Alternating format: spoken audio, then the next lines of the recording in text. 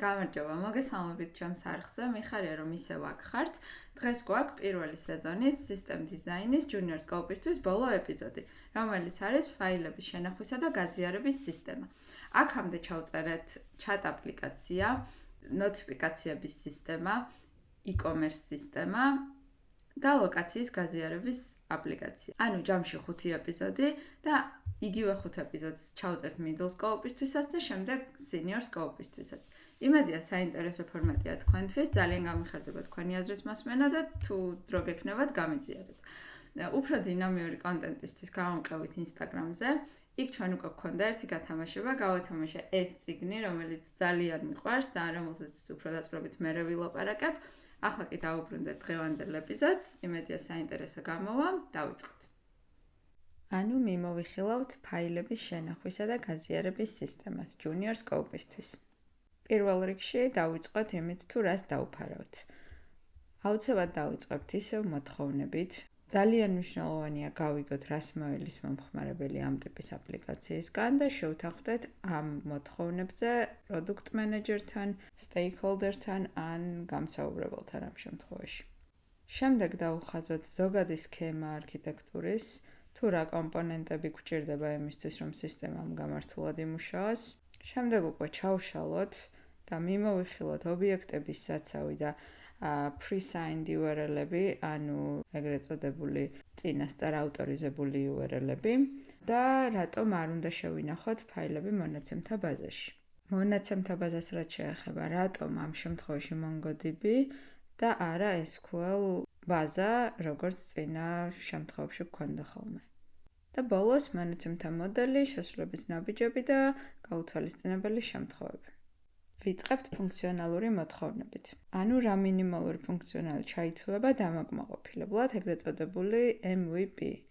აუცილებელი ფუნქციონალი, რაც ფაილების შენახვისა და გაზიარების სისტემას უნდა გქონდეს, არის ფაილების ატვირთვა. ამის მხარდაჭერა, შემდეგ ფაილების ჩამოტვირთვის მხარდაჭერა, უნდა იყოს შესაძლებელი საქაღალდეებში ორგანიზება ამ ფაილების და სხვებთან გაზიარება. არაფუნქციური, ანუ ტექნიკური მოთხოვნებიც არ უნდა დაგვაუწყდეს, ეს არის ის ხარისხობრივი მახასიათებელი, რომელიც სისტემას სჭირდება გამართული მუშაობისთვის. პირველი არის გამძლეობა, ანუ ფაილი არასდროს არ უნდა დაიკარგოს. 11 ცხრიანია თუ არ ვცდებით, 11 ცხრიანის გარანტიას იძლევა S3. S3 რა არის, ამას შემდეგ სლაიდებზე განვავრცობთ. მაგრამ ერთგვარი სპოილერი რომ ვთქვათ, S3 არის საცავი, სადაც ინახება ფიზიკური ფაილები. შემდეგი არაფუნქციური ტექნიკური მოთხოვნა, რომელიც გვჭირდება, არის მასშტაბირებადობა. ეს ნიშნავს, რომ საცავის გაზრდა შესაძლებელი უნდა იყოს მისი ფიზიკური მიგრაციის გარეშე. მასშტაბირებადობაზე უფრო მეტი შეგიძლიათ ნახოთ ჩემს ვიდეოში 20 საბაზისო ცნება System Design-ისთვის Junior Scope-ი. შემდეგი არის დაბალი დაყოვნება, ანუ ატვირთვაც და ჩამოტვირთვაც უნდა ხდებოდეს წამებში. და რა თქმა უნდა, უსაფრთხოება, მხოლოდ ავტორიზებულ მომხმარებლებს უნდა შეეძლოთ ფაილებზე წვდომა და ასევე გაზიარების ლინკები უნდა იყოს დროში შეზღუდული. გადავიდეთ ზოგად არქიტექტურაზე. ამ შემთხვევაში ჩვენ გვაქვს ორი საცავი. ერთი ფიზიკური ფაილებისთვის და მეორე ამ ფაილების ინფორმაციების შესანახად. ფიზიკური ფაილების საცავად ვიყენებთ S3-ს, ხოლო მისი ინფორმაციის შესანახად MongoDB-ს. ფაილების ინფორმაციას, ასე ვთქვათ, ვეძახით metadata-ს. ანუ ეს არის ინფორმაცია, რომელიც გეხმარება ფაილის იდენტიფიცირებაში და აკინძვაში. როგორც ხედავთ, ზოგადი არქიტექტურა მოიცავს კლიენტს, რომელიც არის ვები ან მობილური, აქვს API gateway, რომელიც უკვე კარგად ვიცით რაც არის და შემდეგ გვაქვს ერთი სერვისი, რომელიც პასუხისმგებელია სრულ ბიზნეს ლოგიკაზე და მას ქვია ფაილის სერვისი. და შემდეგ უკვე ეს საცავები. თვითონ უშუალო ფაილის ბაიტები მიდის S3-ში, როგორც ვთქვით, და ფაილის სახელი, მფლობელი, წვდომის უფლებები და მშობელი საქაღალდის ინფორმაციები მიდის MongoDB-ში. შენი სერვერი უშუალოდ ფაილს არასდროს არ ინახავს, ის მხოლოდ კოორდინაციას უწევს კლიენტს და S3 შორის მიმოცვლას. და ვნახავთ ზუსტად რა ფორმით არის ჩართული ამაში შემდეგ სლაიდებზე. თავარი არქიტექტურული შეკითხვა ალბათ რაც გაგვიჩნდა წინა სლაიდიდან გამომდინარეც არის რომ რატომ არ შეიძლება რომ უბრალოდ ფაილებიც ჩვენს მონაცემთა ბაზაში შევინახოთ. ამ კითხვას თუ მიიღებთ გამსაუბრებლისგან, პირველი ალბათ რაც თავში მოგივედოთ არის რომ ნელი იქნება, იმიტომ რომ ფაილზე წვდომა, მოთხოვნების გაკეთება და ბექაპების გაკეთება პირდაპირ დაკავშირებული იქნება ფაილების ზომაზე, რომელსაც ვინახავთ. სტრიმინგი იქნება შეუძლებელი და რა თქმა უნდა ფინანსურად ძვირი იქნება ამ საცავის მხარდაჭერა. იგივე ვიდეო S3-ში კი ძალიან მარტივი მოსავლელია, ასე ვთქვათ, იმიტომ რომ ჩვენ აღარ ვართ პასუხისმგებელი ისეთ რთულ არქიტექტურულ გადაწყვეტილებებზე, როგორიც არის მასშტაბირებადობა, ის რომ სტრიმინგი იყოს შესაძლებელი, ის რომ ქონდეს CDN, ეს ყველაფერი მას ავტომატურად ჩართული აქვს, რადგან ამაზე პასუხისმგებლობა აღებული აქვს Amazon-ის S3-ს. ეს კიდევ ერთი სპოილერი, რომ S3 არის Amazon-ის. და საბოლოოდ გადავედით უკვე ამ ობიექტების საცავზე S3 ნიშნავს Simple Storage Service, ანუ 3 ცალი S აბრევიატურაში და ამიტომაც ეძახიან S3-ს. ანუ საბოლოოდ გავიგოთ სად ინახება რეალური ფაილის ბაიტები. ეს არის ღრუბლოვანი, ანუ cloud ობიექტების საცავი, აძლევ ფაილს, ანუ კლიენტი მას უგზავნის ფაილს და ის გიბრუნებს URL-ს. ეს URL-ი არის ფაქტობრივად key, იდენტიფიკატორი. და ეს S3, როგორც ვეღარ უკვე ვთქვი, თვითონ არის პასუხისმგებელი არქიტექტურული პრობლემების გადაწყვეტაზე. რაც წეღან ჩამოვთვალე იმასთან ერთად, ასევე რეპლიკაცია და ერთ-ერთი ყველაზე მნიშვნელოვანი გამძლეობა. 11 ცხრიანი წეღან როგორც აღვნიშნე. ახლა ვნახოთ უშუალოდ როგორ მუშაობს. ყველა ობიექტს აქვს უნიკალური გასაღები, რომელიც არის ამ ფაილის path-ი. ანუ ამ ფაილისკენ მიმავალი გზა. და S3 სხვათა შორის ცნება ღრუბლოვანი ობიექტების საცავი არ არის Amazon-ის ექსკლუზივი, Google-საც აქვს ამის ალტერნატივა, Azure-საც, MinIO-საც და კიდევ დარწმუნებული ვარ არსებობს სხვაებიც. კონცეფცია იგივეა, იგივე API პატერნი, იგივე სტილი, როგორ ვეკონტაქტოთ მას, მხოლოდ განსხვავებული პროვაიდერები და ალბათ განსხვავებული ფასები. ზოგადი მითითება თუ რა შემთხვევებში უნდა გამოვიყენოთ S3 არის თუ ჩვენი სისტემის სპეციფიკაში გვხვდება ფაილები და ორობითი დიდი ობიექტები ზოგადად, მაშინ ჩვენ გვჭირდება უკვე ობიექტების საცავი. და უნდა მოვიძიოთ ამ ალტერნატივებიდან რომელიმე და ავაწყოთ ინფრასტრუქტურა იმისთვის, რომ მხარი დაუჭიროთ ჩვენს მიერ შემუშავებულ არქიტექტურას. და თუ ჩვენ არ გვაქვს ფიზიკური ფაილები და გვაქვს უბრალოდ ინფორმაცია და მონაცემები, მაშინ ჩვენ გვჭირდება უბრალოდ მონაცემთა ბაზა და არ გვჭირდება ობიექტების საცავი. წეღან ვახსენე, რომ კლიენტი პირდაპირ ტვირთავს S3-ში ფაილებს. რა თქმა უნდა, ამას ვერ მოახერხებს თუ არ მოხდა რაღაც წინასწარი კონტრაქტის დამყარება. აქ მნიშვნელოვანი ის არის, რომ ეს ფაილი არ გადის შენ სერვერზე. არ ჭირდება შენგან ტრაფიკის უზრუნველყოფა და მოწყობა. მაგრამ რაც ჭირდება შენი სერვისისგან არის, რომ კლიენტი პირველ შეკითხვას უსვამს სერვერს და ეუბნება, რომ მინდა რომ ავტვირთო ეს ფაილი საცავში. სერვერი აგენერირებს წინასწარ ავტორიზებულ S3 URL-ს, რომელიც არის put ტიპის, ანუ რომელიც გამზადებულია და ელოდება რაღაცის ატვირთვას. სერვერი ამ URL-ს უბრუნებს კლიენტს და კლიენტი ამ URL-ზე უკვე ტვირთავს რეალურ ფაილს პირდაპირ S3-ზე. ჩამოტვირთვაც ძალიან მსგავსი წინასწარი ავტორიზებული URL-ით ხდება. ანუ კლიენტი სერვერს ეკითხება ამჯერად რომ მინდა ჩამოვტვირთო ეს ფაილი. სერვერი ამოწმებს ფაილზე წვდომის უფლებას პირველ რიგში ბაზაში. და თუ აქვს უფლება, აგენერირებს უკვე წინასწარ ავტორიზებულ S3 URL-ს, რომელიც ამ შემთხვევაში არის get-ი, ანუ ამ შემთხვევაში ეს წამოღების URL-ი არის. კლიენტს უგზავნის შემდეგ ამ URL-ს და კლიენტი იწერს ფაილს პირდაპირ S3-დან. ანუ სერვერი ამ შემთხვევაში არის მარეგულირებელი, მარშრუტიზატორი და არა თვითონ, თქვათ, სატვირთო მანქანა, ვინც უნდა გადაიტანოს ეს ტვირთი, რომელიც ფაილია ამ შემთხვევაში. აქვე მოცემულია თვითონ pre-signed URL-ის გენერირების ფრაგმენტი კოდის. და თუ დააკვირდებით, აქვს expires valley, ანუ რამდენ ხანში უნდა გაუვიდეს ვადა. ძალიან მნიშვნელოვანია, რომ ეს URL-ები, რომელიც გენერირდება, როგორც წინასწარ ავტორიზებული, ჰქონდეს ვადა და არ იყოს უვადო. რადგან არ მოხდეს მისი ცუდი მიზნებისთვის გამოყენება და არაავტორიზებული შეღწევადობა არ გახდეს უფრო ხელმისაწვდომი. და აი გადავედით მონაცემთა ბაზის განხილვაზე, რატომ MongoDB ამ შემთხვევაში და არა SQL, როგორც წინა ყველა მაგალითში იყო. აგერ ნაჩვენებია SQL მიდგომა და MongoDB მიდგომა ამ კონკრეტული ამოცანისთვის თავის თავისებურებებიდან გამომდინარე SQL-ზე რისი აგება დაგჭირდებოდა და MongoDB-ზე რისი აგება დაგჭირდა. SQL-ზე როგორც მინიმუმ 5 ცხრილი უკვე ჩამოწერილი მაქვს, რაც დაგჭირდებოდა ფაილების, ნებართვების, ვერსიების, გაზიარებების და თეგების. და იმისთვის, რომ ბაზიდან წამოგვეღო ერთი ფაილი თავის წვდომის უფლებებით, ვერსიებით და თეგებით, დაგჭირდებოდა ისეთი query-ს დაწერა, რომელსაც აქვს როგორც მინიმუმ 3 join-ი. და join-ი, როგორც ვიცით, საკმაოდ ძვირი ოპერაციაა. MongoDB-ის შემთხვევაში კი ერთი დოკუმენტი უბრალოდ უდრის ერთ ფაილს თავის ყველაფრით, სახელით, ავტორით, permission-ებით, ვერსიებით და თეგებით.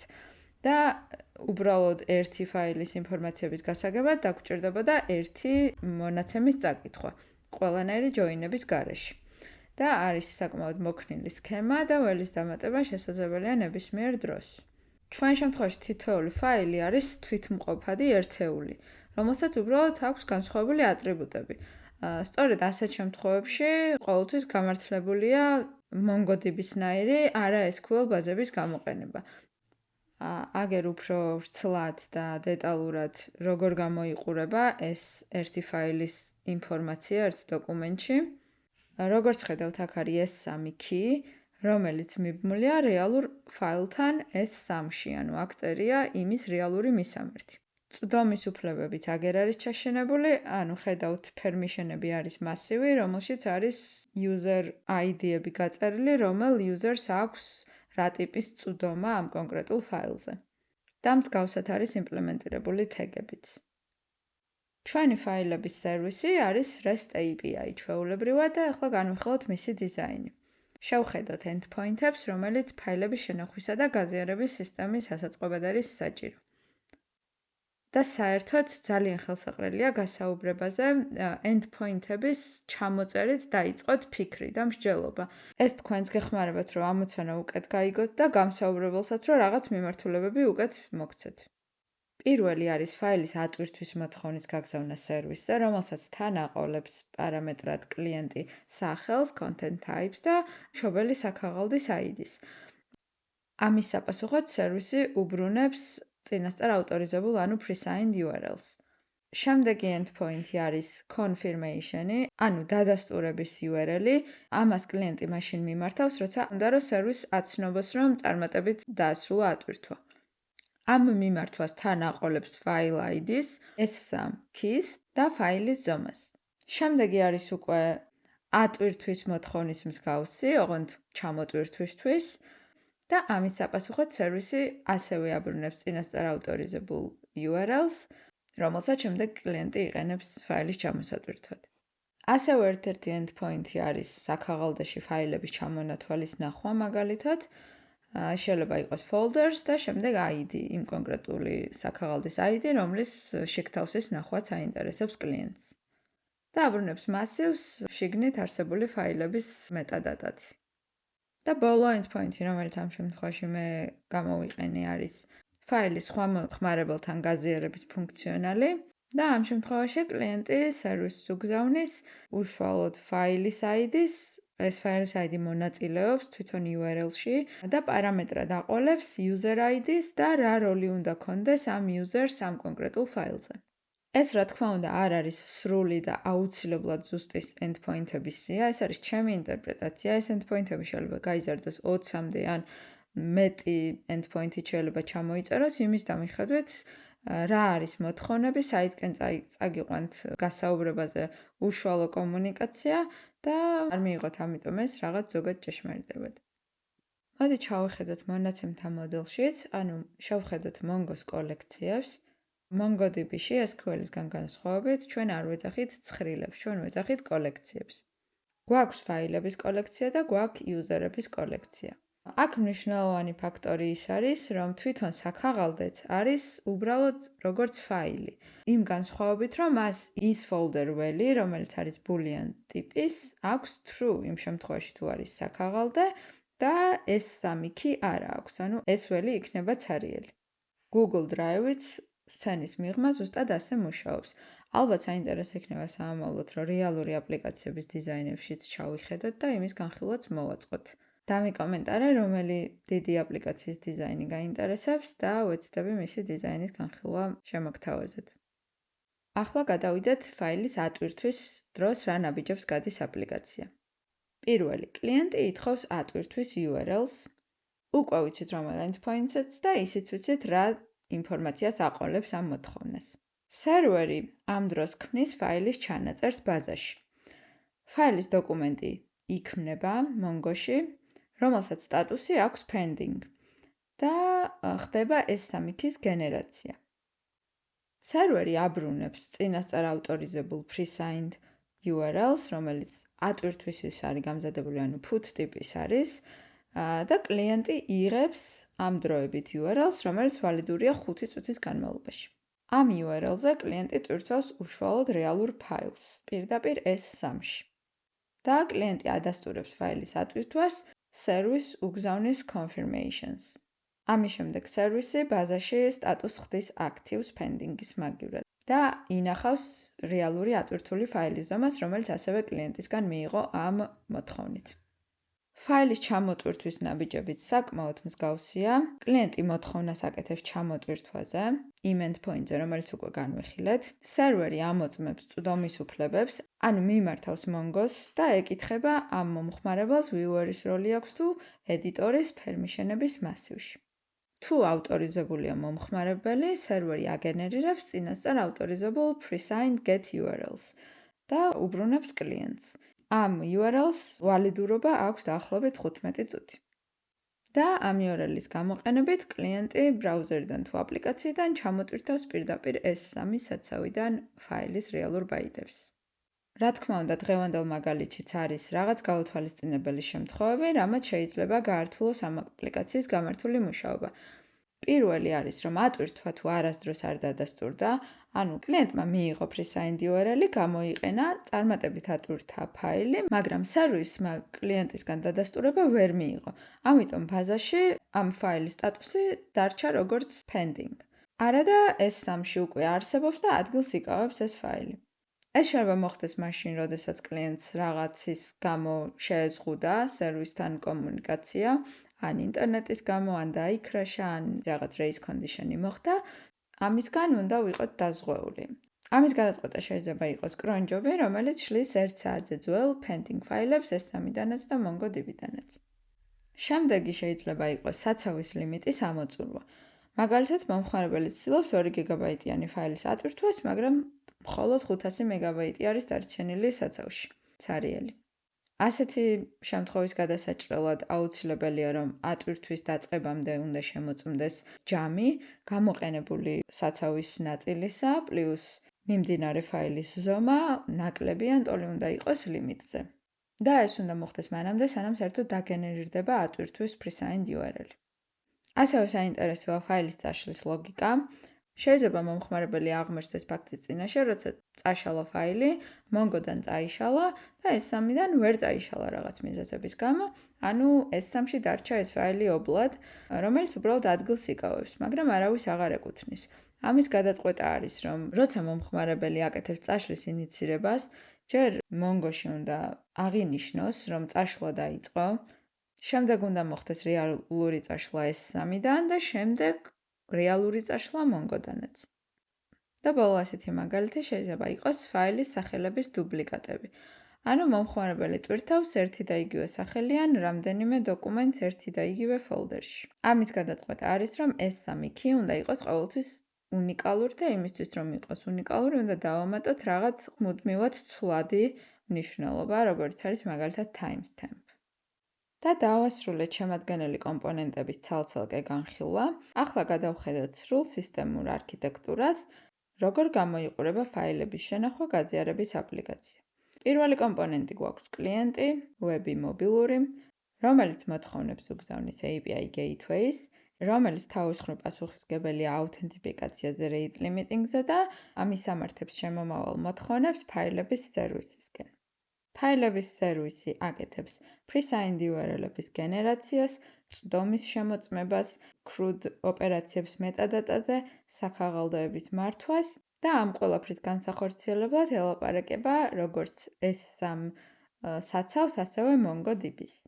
S3 საცავს ელაპარაკება იმისთვის, რომ მიიღოს ეს pre-signed URL-ები, რომელსაც შემდეგ უბრუნებს კლიენტს.